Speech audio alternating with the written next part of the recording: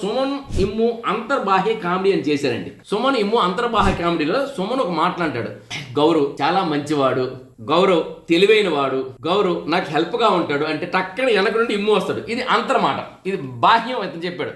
ఈడొక తెలివి, ఎందుకంటే వాకీ టాకీని కింద పెట్టి హలో హలో అంటాడు. ఈడొక తెలివి, ఒరే కండలు పెంచడం కాదురా, బుర్ర పెంచాలి, నాతో పాటు కెప్టెన్గా చేసి నన్ను పడగొట్టడానికి కదరా అని లోపల ఇతను ఫీలింగ్ అని అతను బయటకు వచ్చాప్పుడు ఇది చాలా బాగుంది. సంజన గారి మీద కూడా కట్ చేస్తే తనుజ గారి మీద ఇలా అంటే వాళ్ళ గురించి సుమన్ చెప్తాడనమాట.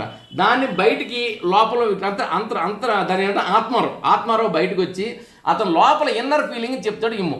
ఈ కామెడీ మాత్రం అదరగొట్టారండి.